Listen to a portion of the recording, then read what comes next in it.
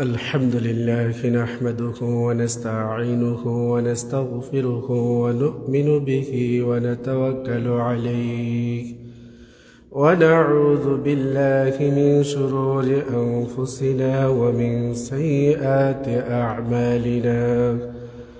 من يهده الله فلا مضل له ومن يضلله فلا هادي له، ونشهد أن لا إله إلا الله وحده لا شريك له، ونشهد أن سيدنا وسندنا وحبيبنا وطبيبنا وأولانا ومولانا محمدًا عبده ورسوله، أرسله الله بالحق بشيرًا ونذيرًا وداعيًا إلى الله بإذنه وسراجًا منيرًا. أما بعد، فقد قال الله تعالى في كلامه المجيد وفرقانه الحميد: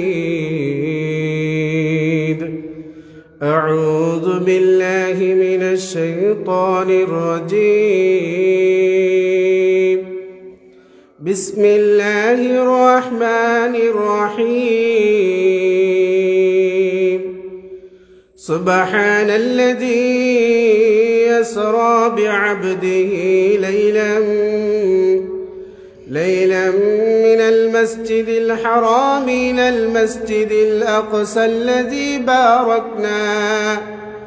الذي باركنا حوله لنريه من آياتنا، إنه هو السميع البصير. وفي آية أخرى: قد أفلح المؤمنون الذين هم في صلاتهم خاشعون.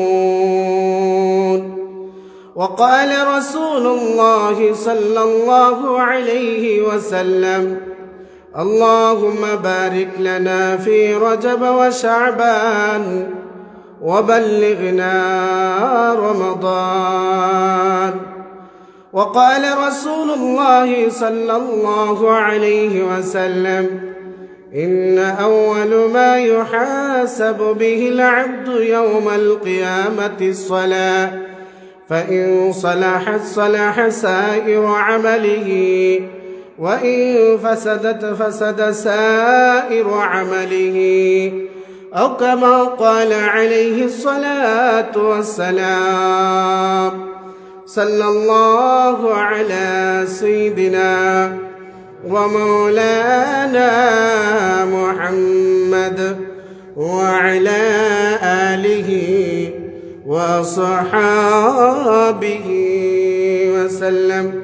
صلى الله على سيدنا ومولانا محمد وعلى آله وصحابه وسلم. بلغ العلا بكماله، كشف الدجى بجماله، حسنت جميع خصاله. صلوا عليه وآله. نهید جہاں میں مثال محمد، جمال خدا كمال محمد. بلغ العلا بكماله، كشف الدجى بجماله، حسنت جميع خصاله. صلوا عليه وآله मोहब्बत से जिक्र पढ़े ला इलाहा इल्लल्लाह ला इलाहा इल्लल्लाह ला इलाहा इल्लल्लाह ला इलाहा इल्लल्लाह ला इलाहा इल्लल्लाह मुहम्मदुर रसूलुल्लाह सल्लल्लाहु अलैहि वसल्लम।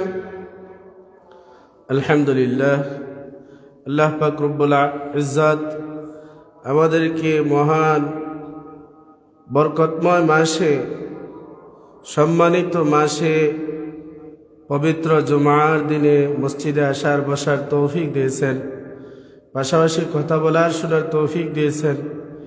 এজন্য আল্লাহ তাআলার কাছে লাখো কোটি শুকর, সকলে অন্তর থেকে বলি কালিমাতু শুকর আলহামদুলিল্লাহ। আমি আপনাদের খিদমতে সূরা বনী ইসরাইলের প্রথম নম্বর আয়াত, সূরা মুমিনুনের প্রথম এবং দ্বিতীয় আয়াত, নবীজির লক্ষ লক্ষ হাদিস থেকে দুইখানা হাদিসও তিলাওয়াত করেছি। কারণ আমাদের গত শুক্রবার আলোচনা চলতেছিল মেরাজের আলোচনা। আল্লাহর হাবিব মুহাম্মদুর রাসূলুল্লাহকে আল্লাহ তাআলা মেরাজ করাইছে। আল্লাহর হাবিব মুহাম্মদুর রাসূলুল্লাহ ওনার চাচাতো বোন উম্মে হানির ঘরে ঘুমন্ত অবস্থায় ছিলেন। জিবরিল আমিন, মিকাইল আমিন এভাবে সাদ ফাঁকা করে ঘরে ঢুকলেন।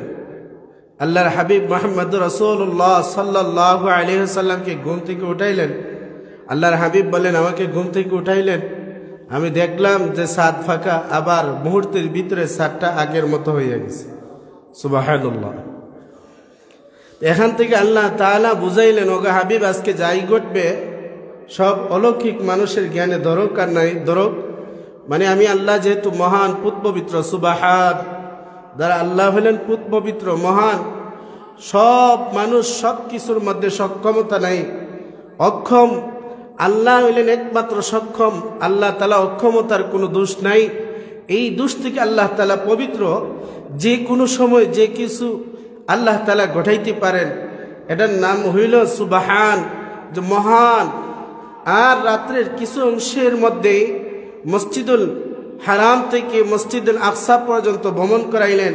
এখান থেকে প্রথম আসমান, দ্বিতীয় আসমান, তৃতীয় আসমান, চতুর্থ আসমান, পঞ্চম আসমান, সপ্তম আসমান, এভাবে 7 আসমান অতিক্রম করে সিদরাতুল মুনতাহা আরশে আজিম আল্লাহ তাআলার কাছাকাছি নিয়ে ইনভাইট করলেন। বলেন না আল্লাহু আকবার। অল্প সময়ের ভিতরে আল্লাহর হাবিবকে উঠাইলেন, ঘর থেকে বাহির করলেন। জিবরিল আমিন আর মিকাইল আলাইহিস সালাম দুজন ধরে ধরে মসজিদের কাবার মধ্যে, কাবা ঘরের সামনে হাতিমে কাবার মধ্যে নিয়ে বসাইলেন। একটা অপারেশন করলেন। মুহূর্তের ভিতরে আলোচনা করছি, এজন্য আমি একদম দ্রুত গতিতে অল্প সময়ের ভিতরে শেষ করার চেষ্টা করতেছি। বুরাক আসলো, বুরাকে উঠাইলেন। উঠানোর পর চলতেছেন।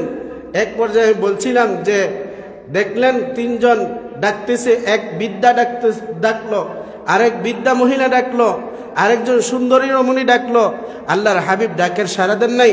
জিবরিল আমিন বলেন, ও আল্লাহর হাবিব, ওই যে বৃদ্ধ লোকটা দেখছেন এটা হলো শয়তান। শয়তানের দিকে আপনি ভূক্ষেপ করবেন না, তার ডাকে সাড়া দিলে আপনার উম্মত গুমরাহ হয়ে যেত। বিদ্যা হইল আপনার উম্মতের বদ আমল একটা, আরেকটা হইল যে দুনিয়া একদম বয়স হয়ে গেছে, বৃদ্ধ হয়ে গেছে, কখন কিয়ামত সংঘটিত হবে, একদম কিয়ামতের কাছাকাছি দ্বার প্রান্তে দুনিয়া আসছে। এটা হলো বিদ্যার সুরত আসছে, বিদ্যা মহিলার সুরত। 3 নম্বর সুন্দর রমণীকে বলে, এটা হলো দুনিয়ার চাচ্ছিককে। যারা এই দুনিয়ার চাচ্ছিককে পড়বে এরা আখিরাতকে বরবাদ করে নেবে। আল্লাহর হাবিব মুহাম্মদুর রাসূলুল্লাহর সামনে অগ্রসর হইলেন। একজন সালাম দিতেছে, আসসালামু আলাইকা ইয়া রাসূলুল্লাহ, বা আসসালামু আলাইকা ইয়া আউয়াল। আরেকজন বলল ইয়া আখির, আরেকজন বলল ইয়া হাশিম। আল্লাহর হাবিব বললেন, ওগো জিবরাইল, এরা কারা আমাকে সালাম দিল? বলে প্রথম জন হইলেন ইব্রাহিম খলিলুল্লাহ, দ্বিতীয়জন যে সালাম দিলেন উনি হলেন মুসা কালিমুল্লাহ, তৃতীয়জন যে সালাম দিলেন উনি হলেন ঈসা রূহুল্লাহ। আল্লাহু আকবার। আল্লাহ রসুল চলতেছেন, একটা পাহাড়ের মধ্যে নামলেন। এই জায়গার মধ্যে জিবরিল বললেন যে আপনি কি করেন? 2 রাকাত নামাজ পড়েন। নামাজ পড়লেন, জিজ্ঞেস করলেন এটা কোন জায়গা? বলে এটা হলো উহুদ পাহাড়, যেই জায়গার মধ্যে মুসা কালিমুল্লাহ আল্লাহর সাথে কথা বলতেন। আল্লাহু আকবার। আবার বুরাকে উঠলেন, বুরাকতে চলতেছেন, আরেকটা জায়গার মধ্যে নামলেন। এই জায়গাটার নাম হলো ইয়াসরিফ, মদিনাতুর রসুল, যেটা মদিনার শহর। মদিনা আল্লাহর হাবিব কিছুদিন পরে হিজরত করবেন। বললেন এই জায়গার মধ্যে নামাজ পড়েন, খেজুর গাছ দেখা যায়। কোন জায়গা? বলে এটা হলো বর্তমান জায়গা ইয়াসরিফ। আর পরবর্তীতে আপনি যখন মক্কা থেকে হিজরত করে যাইবেন এটা হবে মদিনাতুর রসুল, মদিনা হয়ে যাবে। এরপরে আল্লাহ রসুল দেখলেন কিছু জাহান্নামীদেরকে দেখলেন আযাবের মধ্যে গ্রেপ্তার হইতেছে। এর মধ্যে একজনকে দেখলেন কাত অবস্থায় আছে, মাথার মধ্যে অন্যজন পাথর মারতেছে। আল্লাহ রসুল জিজ্ঞাসা করলেন এরা কারা? এরা হইল দুনিয়ার মধ্যে যারা নামাজ পড়ে নাই, ইচ্ছাকৃতভাবে নামাজ তরক করার কারণে আজকে তাদেরকে এভাবে মাথার মধ্যে পাথর মারতেছে। এই পাথরটা মারার সাথে সাথে তার মাথা চূর্ণ বিচূর্ণ হয়ে যায়। এক পর্যায়ে ওই পাথরটা যে সুস্থ ব্যক্তি পাথর মারতেছে ওই উঠাইতেছে, উঠানির আগ পর্যন্ত সে অসুস্থ থাকে। যখনই উঠায় তার মাথাটা আগের মতো হইয়া যায়। এরপর আবার পাথর মারে, ওই পাথর দূরে যায়, এইটা উঠায়, ওই অবস্থায় তার মাথা চূর্ণ বিচূর্ণ হয়ে যায়, আবার ভালো হয়, আবার এভাবে পাথর মারতে থাকে। আল্লাহর হাবিব জিবরিলকে জিজ্ঞাসা করলেন এটা কতদিন পর্যন্ত শাস্তি দেওয়া হবে? বলে এটা কিয়ামত পর্যন্ত। যারা দুনিয়ার মধ্যে নামাজ পড়ে নাই, অলসতা করিয়া নামাজে কাটাইছে, আল্লাহ তাআলা তাদেরকে এটা কিয়ামত পর্যন্ত শাস্তি দিতে থাকবে। নাউজুবিল্লাহ। দ্বিতীয় আরেক ব্যক্তিকে দেখলেন যে চিত হইয়া আছে। একজন করাত নিয়ে তার চেহারা ডান দিকে করাত দিয়া কাটতেছি, আবার যখন এটা কাটে বাম দিকে কাটে করাত দিয়া তুতনি থেকে নিয়ে মাথা পর্যন্ত, তখন আগে ডান দিক ভালো হয়ে যায়। ভালো হওয়ার পর এখন আবার ডান দিকে কাটে, বাম দিক ভালো হয়ে যায়। বলে এরা কারা? এরা হইল আপনার উম্মত, যারা দুনিয়ার মধ্যে মিথ্যা কথা বলবে।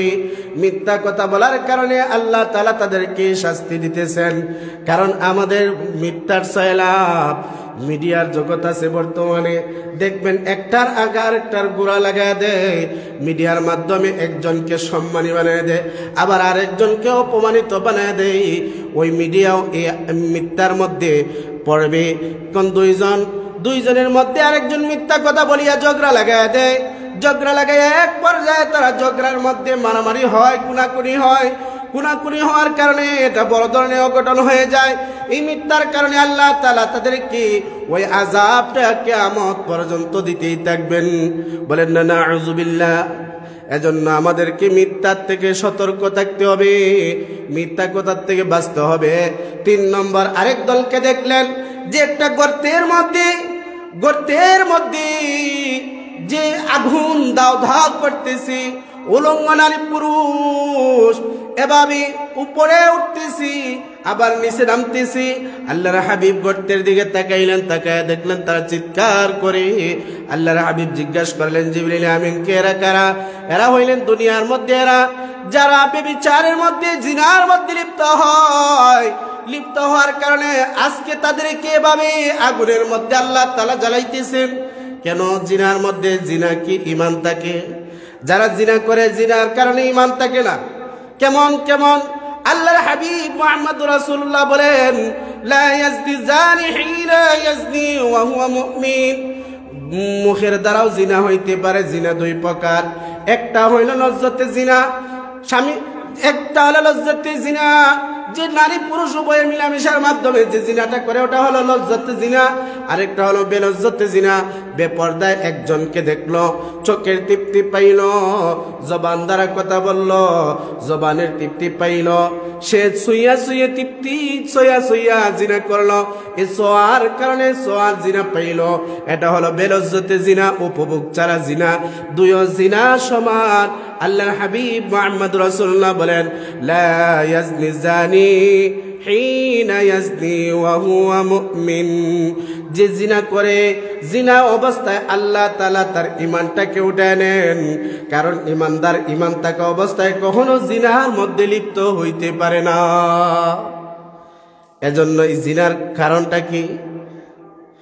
এই যে গত 18 তারিখ শিলামের রিসোর্টের মধ্যে, পার্কের মধ্যে কয়জন 16 জনকে বিবাহ পড়ায় দেওয়া হইল। এটা কি জায়েজ তরিকা হইছে? এই যে নারী পুরুষ একত্রিত মিলিয়া পার্কের মধ্যে হোটেলের দিনের বেলায় কাটাইলো, দিন কাটাইলো, সময় কাটাইলো, একজন আরেকজন ঘনিষ্ঠ সম্পর্ক হইয়া গেল। কেন কেন? সন্তানকে উপযুক্ত সময়ে যখন এই বিবাহ দেওয়া হয় নাই, তাদেরকে ছোটবেলার থেকে পর্দা শেখানো হয় নাই। সন্তান ছেলে হোক মেয়ে হোক, উভয়ের জন্য পর্দা করতে হবে। কিন্তু আমাদের সমাজের মধ্যে দেখা যায় চাচাতো ভাই চাচাতো বোন ওপেন ভাবে মিলামিশা করে, একজন আরেকজনের সাথে সাক্ষাৎ করে। চাচাতো ভাই চাচাতো বোনের সাথে কি সাক্ষাৎ করা যায়? কথা বুঝেন নাই? চাচাতো ভাই, মামাতো ভাই, ফুফাতো বোন দেখা করা কি জায়েজ?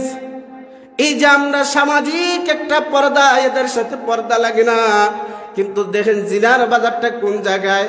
আপনার ঘনিষ্ঠ আত্মীয়র সাথে এভাবে হয়, আপনার সন্তান আপনার বোনের বাগ্নির সাথে এভাবেই জিনার মধ্যে লিপ্ত হওয়ার, সাক্ষাৎ হওয়ার কারণে একজন আরেকজনের আকর্ষণ বাড়ানো হওয়ার কারণে তারা জিনার মধ্যে লিপ্ত হওয়ার, সম্পর্কে জড়াইয়া এক পর্যায়ে তারা জিনার মধ্যে লিপ্ত হয়।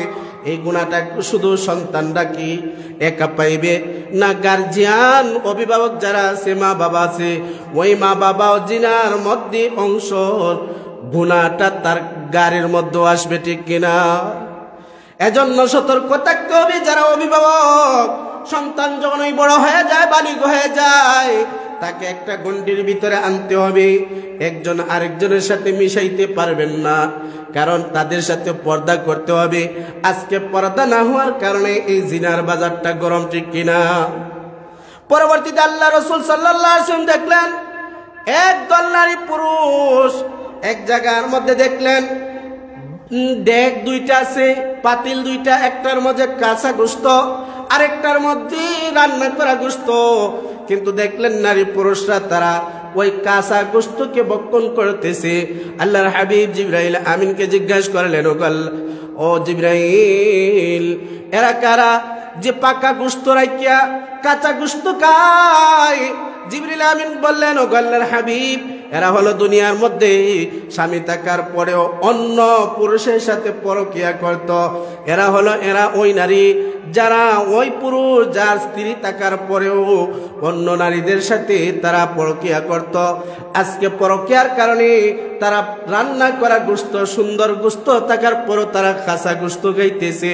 এই গোশত তারা, এই কাঁচা গোশত কিয়ামত পর্যন্ত খাইতে থাকবে। বলেন না নাউযুবিল্লাহ। আল্লাহ রাসূল সামনে গাইলেন, দেখলেন একটা রক্তের নদী। ওই জায়গার মধ্যে একজন নদীর মধ্যে সাঁতার কাটতেছে, একজন কিনারের মধ্যে পাথর নিয়ে দাঁড়াই আছে। ও যখন ওই কিনারার ধারে কাছে আসে, তখন এই পাথরটা মারে, তার মাথা চূর্ণ বিচূর্ণ হইয়া যায়। এক পর্যায়ে সে অনেক দূরে চলে যায়, আবার কাছে আসে, ওই পাথরটাকে মারা হয়, আবার সে কিনারায় আসে পাহাড়ে ওঠার জন্য। এভাবে তাকে মারতে তাকে আল্লাহর হাবিব জিজ্ঞাসা করলেন, এরা কারা? এরা হইল দুনিয়ার মধ্যে যারা সুদ করছিল। সুদের কারণে, দুনিয়ার মধ্যে সুদ লাগানোর কারণে, সুদ খাওয়ার কারণে আজকে আল্লাহ তাআলা কিয়ামত পর্যন্ত তাদেরকে শাস্তি দিবেন। আল্লাহর হাবিব মুহাম্মদ রাসূলুল্লাহ জিবরাইলকে জিজ্ঞাসা করেন, এদেরকে এই শাস্তি কবরে দিবেন, কিন্তু কিয়ামতের ময়দানে তাদের কি অবস্থা হবে? এমন অবস্থা হবে, জিবরাইল আমিন বলেন, কোটি কোটি মানুষ থাকবে। এক পর্যায়ে দেখা যাইবে একদল বিরাট অঙ্কের একটা দল, বড় পেটওয়ালা, মটকাওয়ালা, বুতুনুন আজিমুন, যে বড় পেটওয়ালা হবে, তাদের পেটের মধ্যে একটা সাপ দৌড়াইতেছে আর পেটের মধ্যে দংশন করতেছে। এক পর্যায়ে এরা কারা? যারা দুনিয়ার মধ্যে যারা সুদ করছিল, সুদ খাইতো, সুদ খাওয়ার কারণে কিয়ামতের ময়দানে তাদের পেটটা অনেক বড় বানিয়ে দেওয়া হবে, আর পেটের ভিতরে এই সাপ একটা দেওয়া হবে। ওই সাপটা ওই পেটের ভিতরে থেকে দংশন করতেই থাকবে। কত কঠিন অবস্থা। এজন্য আমরা তো ইমানদার মুসলমান কখনো সুদ খাইতে পারে না, ঠিক কিনা? আল্লাহর হাবিব সামনে অগ্রসর হইলেন। এক পর্যায়ে দেখলেন আরেকজন ব্যক্তি লাকড়ির বোঝা উঠাইতে পারে না, পড়ে যায়। আবার সংগ্রহ করিয়া আবার তার মাথার মধ্যে লাকড়ির বোঝাটা ওঠায়, আবার পরে যায়। সে আরো সংরক্ষণ করিয়া বোঝাটাকে বড় করিয়া আবার উঠায়। এভাবে উঠানোর কারণে আল্লাহর হাবিব বললেন তার তো উচিত ছিল কমানোর জন্য, কিন্তু সে আবার বাড়াইতেছে, বোঝাটা বড় করতেছে, আর এভাবে মাথার মধ্যে উঠায় আবার পরে যায়। এরা কারা? এরা হইল দুনিয়ার মধ্যে এমন মুসলমান যার উপর যাকাত ফরজ হয়েছিল কিন্তু যাকাত দেয় নাই। ওই যাকাতের মাল সে নিজে খেয়ে ফেলছি। এজন্য কিয়ামত পর্যন্ত আল্লাহ তাআলা তাকে এই শাস্তি দিতেই থাকবেন, এভাবে শাস্তি দিতেই থাকবেন কিয়ামত পর্যন্ত। এভাবে আল্লাহ তাআলা তাকে বোঝা দিবেন, পড়বে আবার বাড়াইয়া নিবে। এই বোঝাটা নিবে কারা? যারা দুনিয়ার মধ্যে যাকাত ফরজ হওয়ার পরে যাকাত আদায় করে না। এরপর আল্লাহর হাবিব মুহাম্মদুর রাসূলুল্লাহ সামনে অগ্রসর হইলেন। এক পর্যায়ে মসজিদে আকসার মধ্যে গেলেন। এখানে বলছিলাম যে নামাজ পড়াইলেন, লক্ষ লক্ষ নবী রাসূলগণ ছিলেন, এদের ইমামতি করলেন। ইমামতির এক পর্যায়ে সাইয়্যিদুল মুরসালিন সমস্ত নবীদের ইমাম বানাই দিলেন। এখান থেকে আল্লাহর হাবিব মুহাম্মদ রাসূলুল্লাহ বুরাকে উঠলেন। বুরাকে আবার জিনা একটা সিঁড়ির মধ্যে বুরাক রাখলেন। আর সিঁড়ি আল্লাহ তাআলা আল্লাহর হাবিব মুহাম্মদ রাসূলুল্লাহকে প্রথম আসমান পর্যন্ত পৌঁছায় দিলেন। প্রথম আসমানের দারোগা ফেরেশতা বলতেছে, ও জিবরাইল মান আনতা, আপনি কে? জিবরাইল বললেন আনা জিবরাইল। বলে আপনার সাথে কে? বলে মুহাম্মদুর রাসূলুল্লাহ সাল্লাল্লাহু আলাইহি ওয়াসাল্লাম। যে মুহাম্মদকে ইনভাইট করা হয়েছে কে? বলে হ্যাঁ, আল্লাহ তাআলা ইনভাইট করেছেন। প্রথম আসমানে উঠলেন, মুরব্বী একজনের সাথে সাক্ষাৎ হইল। জিবরাইল আমিন বললেন আপনি তাকে সালাম দেন। আল্লাহর হাবিব সালাম দিলেন, কৌশল বিনিময় হইল। আদম আলাইহিস সালাম বললেন মারহাবান, অনেককার সন্তান, তোমার জন্য মারহাবা। আল্লাহর হাবিব বলেন দুআই বিখাইরি, আমার জন্য দোয়া করলেন। কিন্তু দেখলাম এই আদম আলাইহিস সালাম ডান দিকে তাকান, আবার হাসেন, বাম দিকে তাকান, আবার কাঁদেন। কারণ কি? জিবরাইলকে জিজ্ঞাসা করলেন। জিবরাইল বললেন ও আল্লাহর হাবিব মুহাম্মদুর রাসূলুল্লাহ, উনি ডান দিকে তাকাইয়া যখন উম্মতদেরকে দেখেন উম্মতি এরা হইল জান্নাতি, আর বাম দিকে যখনই তাকান দেখেন এরা হইল জাহান্নামী। অসংখ্য অগণিত উম্মত জাহান্নামী। এজন্য জাহান্নামী উম্মতদেরকে দেখে কাঁদতেছেন। বলেন না নাউযুবিল্লাহ। আমরা কি জাহান্নামে যাইতে চাই? কারণ আমাদের আদি পিতা তো আল্লাহ তাআলা আদম আলাইহিস সালামকে জান্নাতে পাঠাইছিলেন, বানাইছেন। ওই জায়গা থেকে দুনিয়ার মধ্যে প্রতিনিধি করার জন্য পাঠিয়ে দিয়েছেন। আবার আমাদের রূহানি পিতা মুহাম্মদ রাসূলুল্লাহকে মেরাজের রজনীতে ইনভাইট করিয়া জান্নাতকে দেখাইয়া দিয়েছেন। ওই জান্নাতে তো আমাদের আদি পিতার সৃষ্টি। ওই জান্নাত থেকে আমাদেরকে দুনিয়ার মধ্যে পাঠানো হয়েছে যে দুনিয়ার মধ্যে তুমি জান্নাত কামাই করবা, আমি আল্লাহর হুকুম মানবা, নিষেধ মানবা।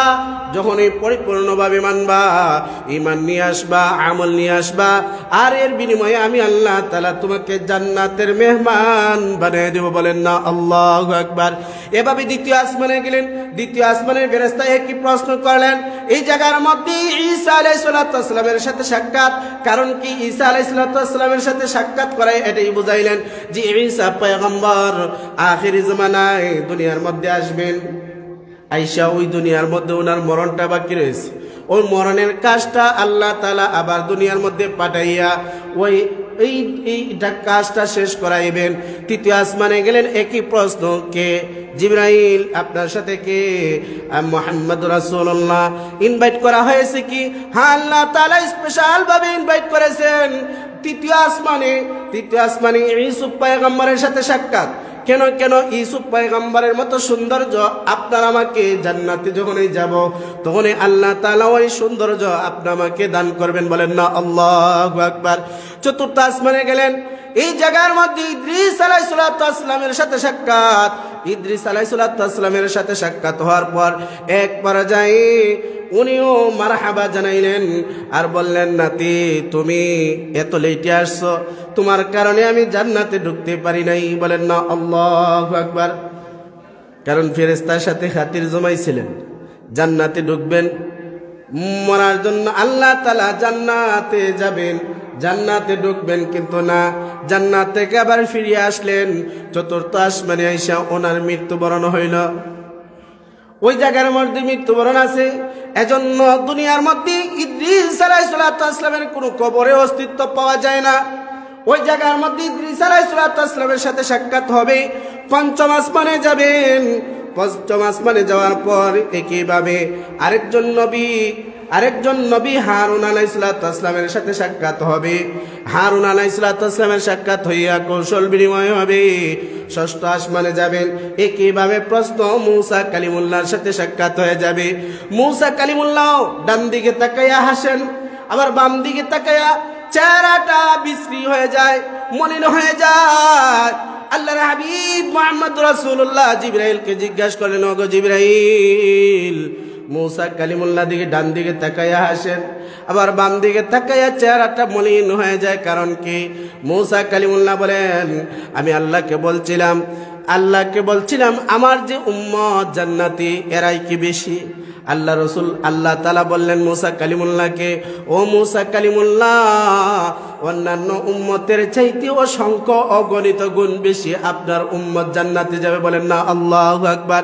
তবে শেষ নবী, সরকার নবী, সাইয়্যিদুল মুরসালিন মুহাম্মদ রাসূলুল্লাহ সাল্লাল্লাহু আলাইহি ওয়াসাল্লামের উম্মত, এমন পরিমাণ উম্মত জান্নাতে যাবে যেগুলা দেখে কোনো কুল কিনার পাওয়া যাবে না। বলেন না আল্লাহু আকবার। তো উম্মত কার বেশি? মুহাম্মদ রাসূলুল্লাহর উম্মত বেশি। এরা গুনাহ করবে, এমন উম্মত জাহান্নামে যাবে, কিন্তু অন্যান্য নবীদের তুলনায় মুহাম্মদ রাসূলুল্লাহর উম্মত আমরা জান্নাতি হব বেশি। বলেন না আল্লাহু আকবার। এভাবে এখানে কৌশল বিনিময় হয় না। সপ্তম আসমানে গেলেন, ইব্রাহিম খলিলুল্লাহর সাথে সাক্ষাৎ। উনি বাইতুল মামুরের সাথে হেলান দিয়া বসা অবস্থায় আছে, ওনার সাথেও সাক্ষাৎ হয়ে গেল, কৌশল বিনিময় হয়ে গেল। দোয়া করলেন, দুআই বিখাইরি, আমার জন্য দোয়া করলেন, কল্যাণের দোয়া করলেন। ওনার সাথে সাক্ষাৎ হওয়ার পর দেখলাম ওনার পাশে ছোট ছোট বাচ্চারা খেলাধুলা করতেছে, উনি শিক্ষা দিতেছেন, কোরআন শিক্ষা দিতেছেন। জিজ্ঞাসা করলাম, জিবরাইল এরা কারা?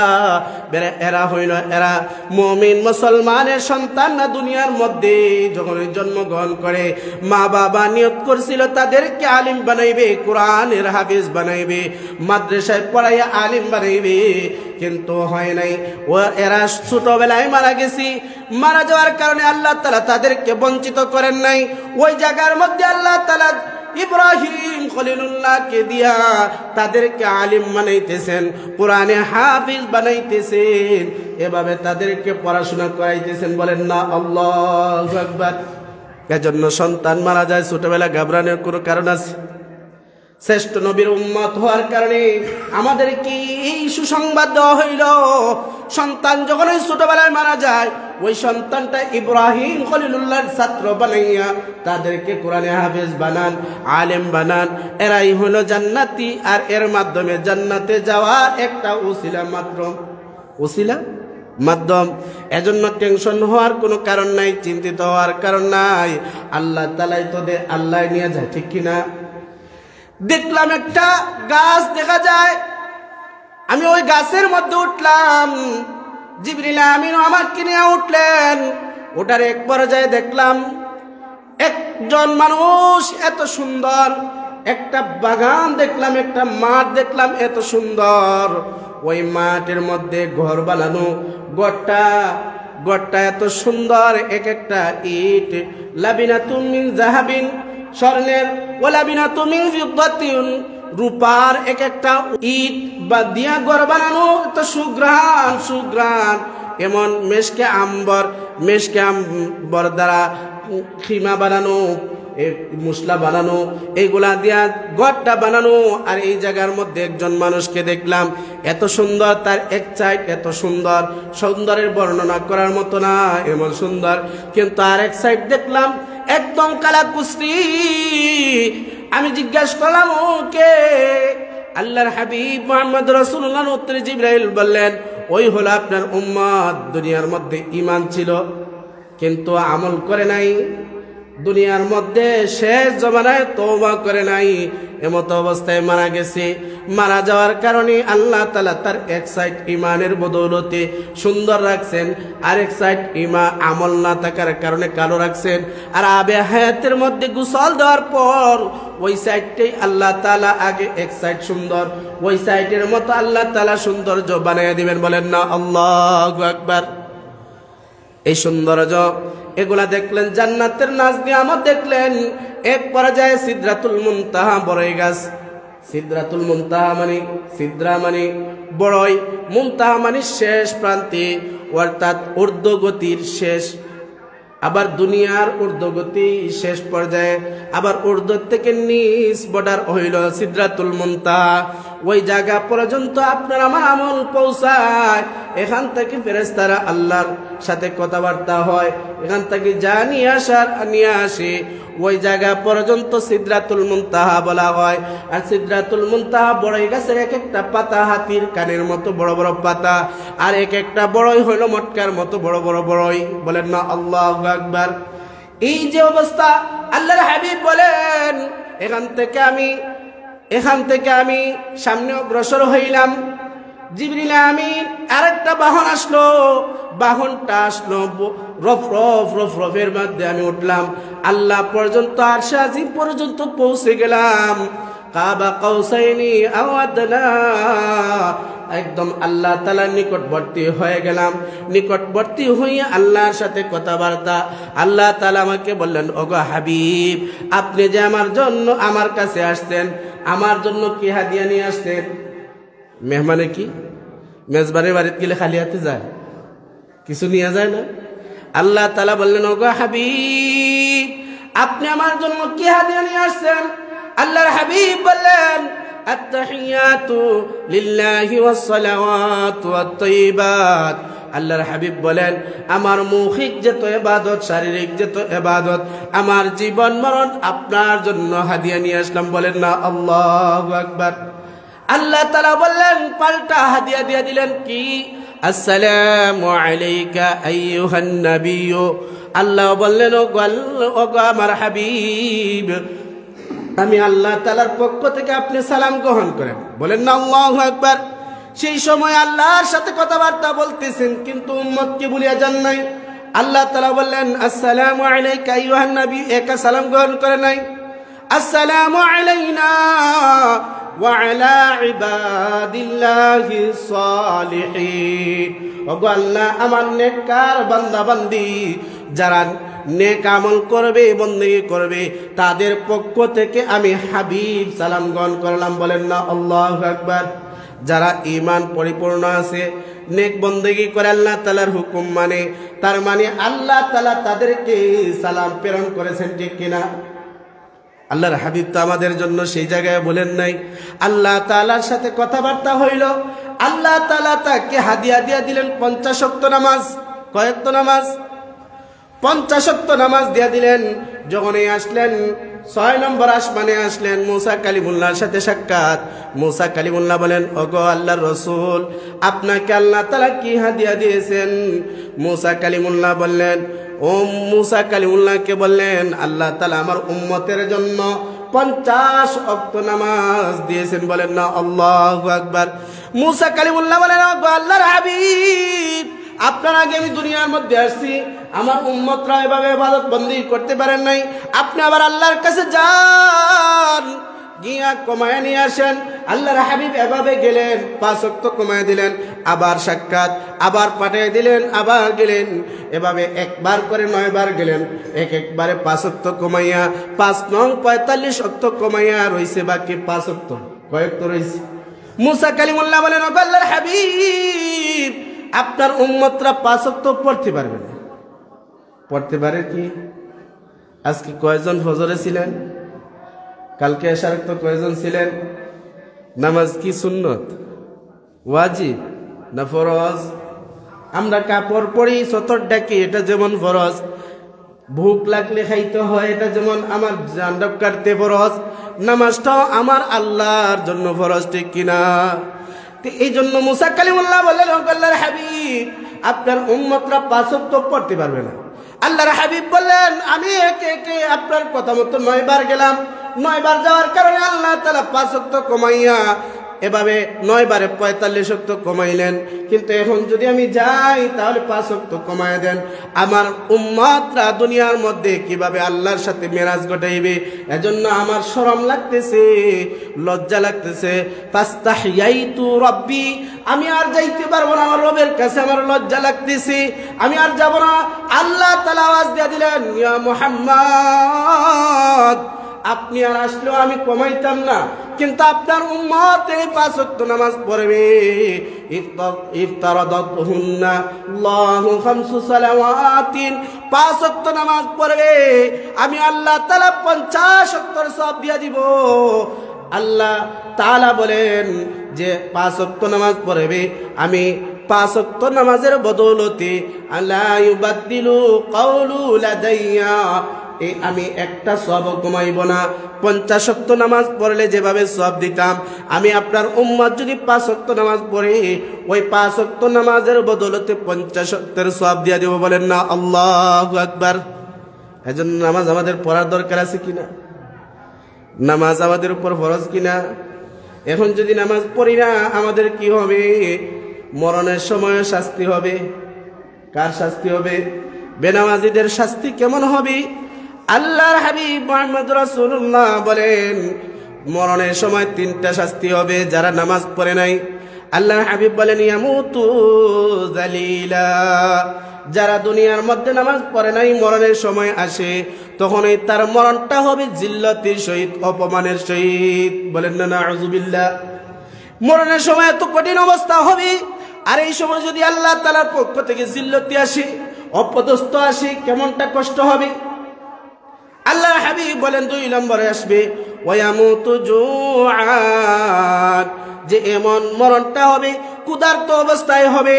সারা দুনিয়াও যদি তাকে এই মুহূর্তে খাওয়ানো হয় তার পেট ভরবে না, ক্ষুধার্ত অবস্থায় থাকবে বেনামাজির, ওই অবস্থায় তার মরণটা হবে। 3 নম্বর আল্লাহর হাবিব বলেন ওয়ায়ামুতু আতশানা, সে পিপাসার্ত অবস্থায় মারা যাবে। আল্লাহর হাবিব বলেন কেমন পিপাসার্ত? ওয়ালাউ সুকিয়া মাউ বিহার, সমস্ত সাগরে পানি যদি তাকে পান করানো হয় তার তৃষ্ণা মিটবে না, এমন তৃষ্ণার্ত থাকবে। সমস্ত দুনিয়ার পানিও যদি তাকে পান করানো হয় তারপর তার তৃষ্ণা মিটবে না, পিপাসার্ত অবস্থায় তার মরণটা হবে। বলেন না নাউযুবিল্লাহ। একজন বেনামাজির মরণের সময় এই অবস্থা। আমরা তো দুনিয়ার মধ্যে চিরস্থায়ী না, মরতেই হবে। আমাদের পূর্বপুরুষরা চলে গেছে কিনা? বাপদাদা দুনিয়া থেকে, পর্দাদারা দুনিয়াতেই চলে গেছে। আমাদের কেউ মরণ কখন আসবে কারো জানা নাই। মরণ যখনই হবে কবরের মধ্যে রাখা হবে। আল্লাহর হাবিব মুহাম্মদ রাসূলুল্লাহ বলেন, যখন এই কবরের মধ্যে রাখা হবে তখনই আল্লাহ তাআলা 3টা শাস্তি দিয়ে দিবেন। কেমন শাস্তি?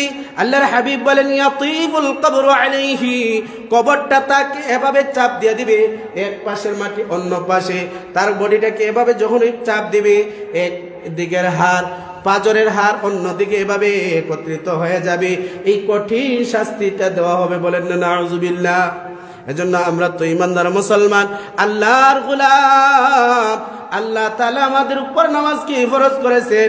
ওই নামাজ তরক করার কারণে আল্লাহ তাআলা কবরের মধ্যে 1 নম্বর আযাব কি দিবেন? যে একদিকের হাড় অন্য দিকের হাড়ের মধ্যে কবর চাপ দিবে, যখন ওই একদম চেপটা বানায় দিবে। বলেন না নাউযুবিল্লাহ। 2 নম্বর কি দিবেন? ওয়ায়ুকাদু আলাইহি ফিল কবরি নার, এমন শাস্তি দিবেন কবরের মধ্যে আল্লাহ তাআলা জাহান্নামের আগুনকে নিযুক্ত করে দিবেন। ওই আগুন এই কবরের লাশটাকে ধাউ ধাউ করিয়া জ্বালাইতে থাকবে। বলেন না নাউযুবিল্লাহ। 3 নম্বর আল্লাহ রাসূল বলেন ওয়াইসাল্লাতু আলাইহি ফিল কবরি সুবহানা, যখন এই কবরের মধ্যে রাখা হবে একটা সাপ, অজগর সাপ নিযুক্ত করা হবে। ওই সাপটা তাকে দংশন করবে। আল্লাহর হাবিব বলেন আইনাহু ফিন মিনান নার, তার চক্ষু হবে আগুনের। কি হবে? সাপের চক্ষু হবে আগুনের। ওয়াসফারুহু মিন হাদিদ, তার নখগুলা হবে লোহার। নখ কত বড় হবে? আল্লাহর হাবিব মুহাম্মদ রাসূলুল্লাহ বলেন যে ওই নখটার একদিক থেকে অন্য দিকে যখন দ্রুতগামী কোনো প্রাণী দৌড়িয়া যায়, একদিন লাগবে ওই নখের একদিক থেকে অন্য দিক পর্যন্ত দৌড়াইয়া যখন যাবে। এত বড় সাপ হবে, তার নখটা কত বড় হবে, নখগুলা হবে লোহার, ওই সাপটা কথা বলবে, ও আল্লাহর বান্দা, দুনিয়ার মধ্যে তুমি নামাজ না পড়ার কারণে আল্লাহ তাআলা আমাকে নিযুক্ত করেছেন, আর তুমি ফজর না পড়ার কারণে জহর পর্যন্ত তোমাকে ধ্বংসকরণ করার কথা বলা হয়েছে। এক এক দংশনে, এক এক কামড়ের মধ্যে, এই যে যাকে কামড় মারবে কবরের মধ্যে রাখার পর এক এক কামড়ের কারণে ওই লাশটা 70 গজ নিচে চলে যাইবে। বলেন না নাউযুবিল্লাহ। কয় গজ? এত পাওয়ারফুল হবে যে এই সাপের বিষ যদি দুনিয়ার মধ্যে সামান্য শ্বাসটা ছাড়ে, তাহলে দুনিয়াটা একদম জলে ছাই হয়ে যাবে। ওই এত কঠিন ভয়াবহ সাপ যখন এই কবরের মধ্যে নিযুক্ত করা হবে, একের পরে এক দংশন করতে থাকবে ফজর থেকে নিয়ে জহর পর্যন্ত। জহরের নামাজ না পড়ার কারণে জহর থেকে নিয়ে আসর পর্যন্ত, আসরের নামাজ না পড়ার কারণে আসর থেকে নিয়ে মাগরিব পর্যন্ত, মাগরিব থেকে নিয়ে এশা পর্যন্ত, এশার নামাজ না পড়ার কারণে ফজর পর্যন্ত, এভাবে দংশন করতেই থাকবে। কিয়ামতের ময়দানে কেমন ভয়াবহ অবস্থা হবে আল্লাহ তাআলা আপনার আমাকে প্রশ্ন করবেন, ইন্না আউয়ালু মা ইউহাসাবু বিহিল আবদু ইয়াউমাল কিয়ামাতিস সালাহ ফাইন সালাহাত সালাহা সাইরু আমালিহি ওয়া ইন ফাসাদাত ফাসাদা সাইরু আমালিহি। যারা দুনিয়ার মধ্যে নামাজ পড়ে নাই এদেরকে প্রশ্ন করা হবে নামাজ সম্পর্কে, আর যারা পড়ে তাদেরকে বলা হবে তোমার নামাজ ঠিক, তোমার সবগুলাই ঠিক। বলেন না আল্লাহু আকবার। এখন যদি নামাজ যারা মাঝে মধ্যে পড়ে, মাঝে মধ্যে পড়ার কারণে তাদের নামাজটাও হয় নাই, সুন্নত তরিকা নাই, আল্লাহর হুকুম নাই, রাসূলের তরিকা অনুযায়ী নাই, ওই নামাজটা এমন নামাজ হয় নাই। আল্লাহ রাসূল বলেন ওয়াইন ফাসাদাত ফাসাদা সাইরু আমালিহি, তার নামাজটাই নষ্ট, দুনিয়ার যত ইবাদত বন্দেগী আছে সবগুলাই নষ্ট। বলেন না নাউযুবিল্লাহ। এজন্য আমরা যারা নামাজ তরক করি, নামাজ তরক করার কারণে আল্লাহর হাবিব মুহাম্মদ রাসূলুল্লাহ বলেন, মান তারাকা সালাতা আমিদান আও ক্বালা মুতাআম্মিদান উলকিয়া ফিন্নার। যারা ইচ্ছাকৃতভাবে নামাজ তরক করে দেয়, আল্লাহর হাবিব মুহাম্মদ রাসূলুল্লাহ বলেন তাদের ঠিকানা জাহান্নাম বানিয়ে নেয়। আর যখন এই জাহান্নাম হয়ে যায়, দুনিয়ার মধ্যে যারা নামাজ পড়তো, যারা নামাজ পড়তো না, যারা পড়তো না তাদেরকে একটা বিনোদনের জন্য আল্লাহ তাআলা সিস্টেম করিয়া দিবেন। যারা জান্নাতি আর যারা জাহান্নামী বেনামাজি তাদের সাথে একটা কালেকশন করিয়া দিবেন।